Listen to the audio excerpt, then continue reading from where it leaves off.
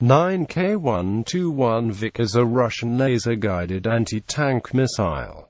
9K-121 is the GRAU designation for the missile system. The missile is launched from ships, Kar-50, Kar-52 helicopters and Su-25T aircraft. It was first shown publicly at the 1992 Farnborough Airshow. Description: the missile is designed to engage vital ground targets, including armored targets fitted out with built-in and add-on explosive reactive armor, at a range of up to 8 km when fired from a helicopter and 10 km when fired from a fixed-wing aircraft in daytime and up to 5 km at night, as well as air targets in conditions of air defense assets activity. The Vikhr-1 missile is part of the Vikhr system, which also includes an automatic sight and a depressible launcher. Adopted in 1990, the automatic sight is provided with TV and IR channels for target sighting, a laser beam channel for missile control, a laser rangefinder, an automatic target tracking unit, a digital computer and a system for stabilization and aiming the sighting and beam channels. The automatic sight provides for target detection and identification both by day and night, automatic target tracking and missile guidance, and generates exact information for gun and rocket firing. The guided missile consists of a heat fragmentation warhead fitted with a contact and a proximity fuse, an air dynamic control actuator, control electronics, a motor and laser detector. It is kept in a sealed launching transporting container. The multi-purpose warhead allows the missile to be used against armored, airborne and area targets alike. This is an advantage compared to the 3 different missiles required in the 9M120 Attica-V complex.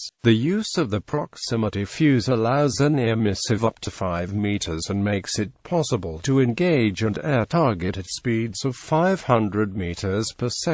The Vikhr missile laser beam control system provides for its precise guidance owing to data transmission to the missile in the course of its launch, which is excluded in homing systems. The Vikhr missile control system has high jamming immunity because its receiver faces the carrier, thereby protecting it from jamming signals. The high pinpoint target hit probability is provided by the automatic target tracking system and highly accurate missile control system that makes allowance for changes in the parameters of the carrier and the target in the course of firing.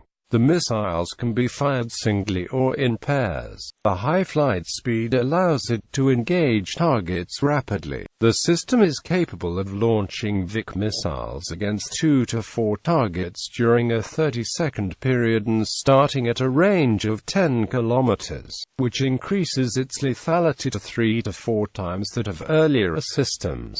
Confusion with the 9M120 Attica-V. There was much confusion toward the end of the 1980s regarding the latest Soviet anti-tank systems. The end of the Cold War cleared much of this up, but also led to a general failure to properly publicize new information. This has resulted in a large portion of Western literature including incorrect information. The most common error is simply confusing the 9M120 Attica-V complex with the 9K-121 Vikhr system. These are completely different systems that have been competing for the Russian market. Moscow helicopter plant favors the former, while Sukhoi and Kamov favor the latter, as some foreign Mi-24 derivatives have actually been fitted with the 9K-121. The most reliable way to tell them apart is to look for the number of barrels, 8 per launcher for the helicopter-borne 9M120 and the fixed-wing version of the 9K-121 and 6 per launcher for the helicopter version of the 9K-121.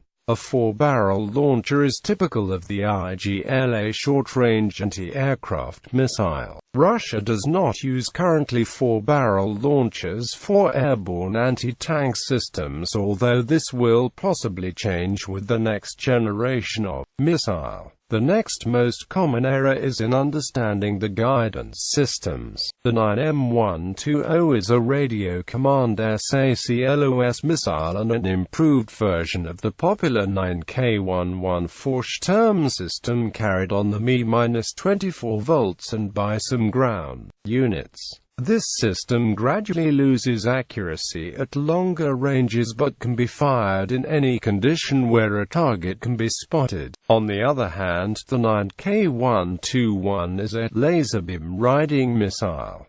When this first became known, it caused much confusion in the West. Analysts simply assumed that the Soviet designers had produced a weapon similar to the AGM-114 Hellfire, which uses semi-active laser homing. Early artist impressions even went so far as to show what appears to be a miniature copy of the KH-29L.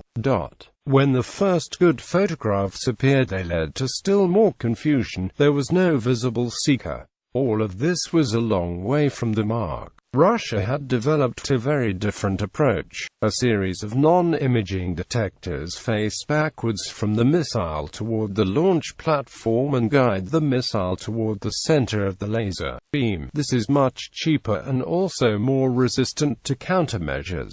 To capitalize on the advantage given by using a lower-cost seeker, the Soviet designers also produced a new flight control system. Fixed fins cause the missile to spin in flight, and a single moving control surface adjusts its course during this rotation. The result is that for the cost of one equivalent Western model, the Soviets could build 5, any loss of effectiveness being partially counteracted by pilots being encouraged to fire the missiles in pairs.